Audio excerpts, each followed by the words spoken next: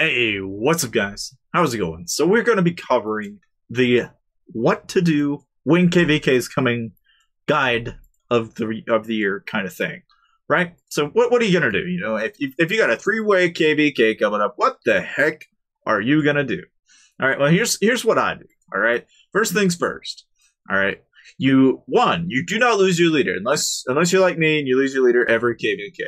Okay, now we've got that part settled. All right, now the second part, this is the most important part, all right, is that if you are going to build up, and I'm saying this without any hesitation, all right, if you have not already got more than 200,000 infirmary space, you're going to want it, believe me. Don't be that guy who seems to think that having no infirmary space in the middle of KVK is a good idea. Just saying, okay? Being this guy is not a good thing, all right? Let's just leave it at that. Now, of course, what is the third thing that you must do before KVK begins? My suggestion, be prepared to lose your forts and your base, okay?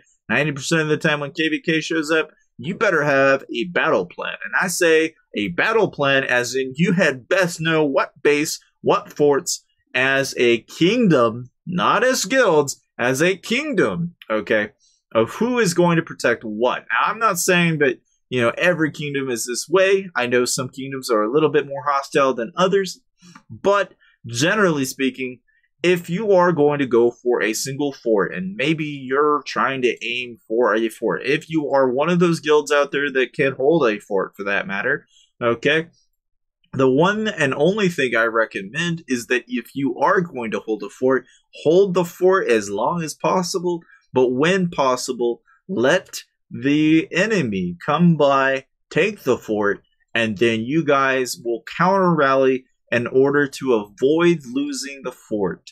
All right, because one of the problems that oftentimes I'll see is a lot of the time people will allow a champ player or a gold champ player or somebody akin to that come by and take the fort, and that happens. Okay, but when you're dealing with smaller guilds, and I see people that come up, they fill a fort and then they walk off, this is not a good practice, all right? If you guys as a guild are capable of taking a fort, then you got to take it for your kingdom in order to win the KVK, all right? Now, obviously, in my opinion, during a KVK, all things are all dependent on the kingdom, and the kingdom must help each other to win. Now, I know some kingdoms are a little bit more hostile internally than they are to their enemies outside the KVK, but like, if you really want to win, you gotta make some ground somewhere. Now, one of the few things that I think is really helpful, especially during KVK, is if you are ready to prepare. This is one of the few things that I recommend. I've used it for trapping in the past. What I recommend is everyone in your guild should, and I mean should, be wearing war gear. All right. Now, why I say that is because for the people that are trapping, you guys are the ones that aren't in war gear in your hives. The reason being is because that makes you look like a target. And if everyone else in your guild is in war gear, they don't look like a target. And that is ultimately how you can kind of juice up those kills for the traps. And of course, for those of you out there that, you know, want to know exactly what you need to have for troop compositions, all right, look, the easiest answer is that if you are a trap account, you probably already know what troop type you're going to need.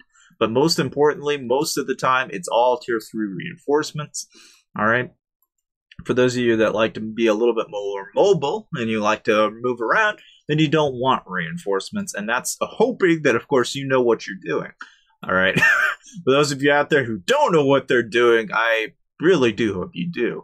But, you know, needless to say, right, if you are going to be going out and you are going to be dealing with players in this game during KVK, one of the few things that I do recommend is have a strategy as a guild. So if you're going to attack other forts in the kingdom, then do it as a unified cause. If you're going to go out and you're going to do trapping as a unified cause, then so be it. But you must, and I mean must, communicate to your guild using the message function through Wii Gamers, through Line, whatever it is. Keep constant communication with your members in your guild, because I cannot stress how much and how annoying it is when I could be in a guild and KVK is going on and literally no one has any idea what anyone is supposed to do or what is expected of them. One of the few things that, frankly, if anything, okay, and this holds up even in my guild, okay, is that if we're gonna go out and say resource gather, right? If that's the choice of, you know, what you're gonna do for this particular KVK, then so be it. But if you're going to do it, you must, and I mean must, take the energy that you have, okay, of getting all those troops and getting them out gathering. You cannot do it and go AFK. I've seen a lot of people do this.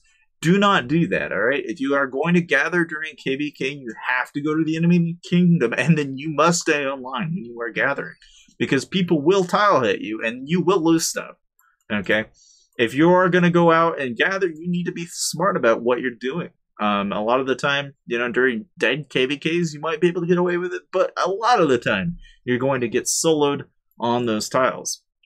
Now, of course, if you guys are interested in tile trapping, okay, one of the few ways that you can kind of tile trap is when players are kind of expecting to kind of attack a tile that you are already reinforcing.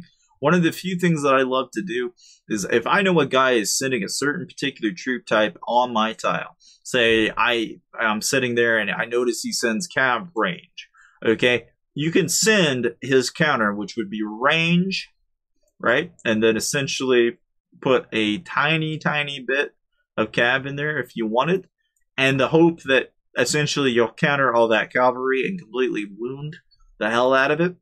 And of course, you know, I don't recommend you do that for most people, but you know, I was one of the few people out there that, frankly, I could tell you this much: no matter how many times you send cavalry on range, range is always going to win. The same could be said if you sent infantry and I have cavalry. It doesn't matter how many times you send infantry, my cavalry will always come out on top most of the time.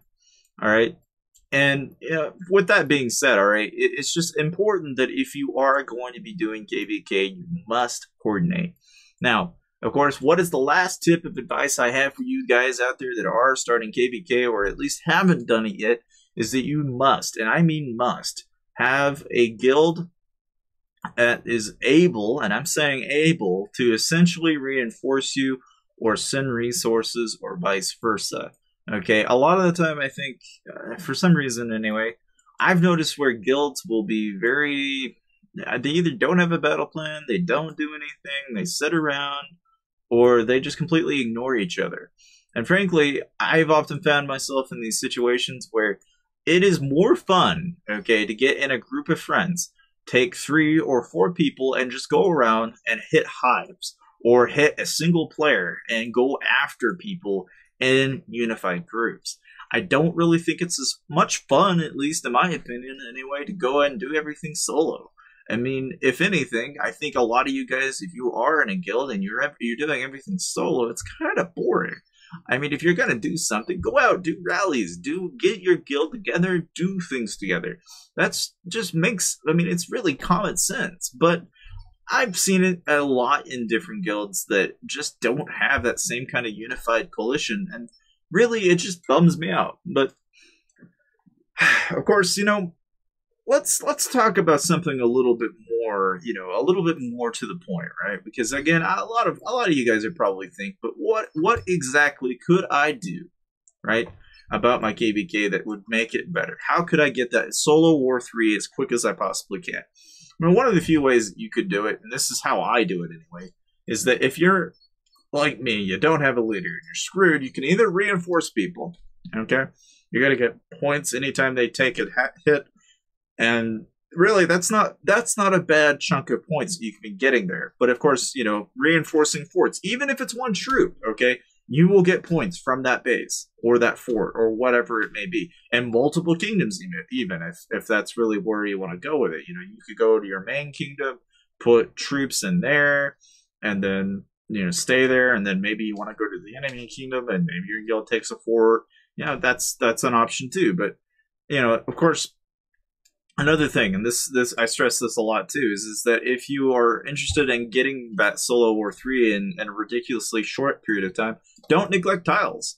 I mean, if you see people that are going offline and leaving their tiles out, like you scout them and they don't do anything, you send an attack, they don't do anything, that's just free points. All right, frankly, people that send on level 4 or level 5 tiles are like some of the mightiest amount of points that you can grab.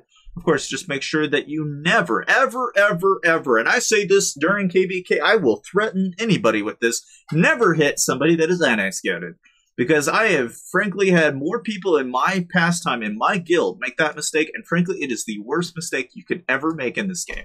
Do not ever, and I mean ever, attack someone annex scouted, because regularly, if you don't know what the troop composition is, and you don't have a scout report on that player, you are most of the time going to get screwed over, more likely in KVK than you are in any other kind of event there is. Alright, now I'm just saying that from my experience, but of course, needless to say, I hope that the advice I have for you for KVK will hopefully help some of you guys avoid taking major losses and that you'll get your Solo War 3s without any problems whatsoever. But if you are, as a guild, wanting to make to the top, some of you guys are going to have to either kill a ton of troops, you're going to have to do a lot of forts and rallies on bases, and you're going to have to put your members, and I mean everyone you can get, in those bases and in those forts to maximize the amount of points you can get. And needless to say, don't neglect the 2 times kingdoms. Don't bother fighting in your own kingdom. A lot of the time, if you are out there and you want to take charge and you want to win for the points, then go to the 2 times places for the Kingdom Hunters aspect of the event. But needless to say, I'll see you guys next time.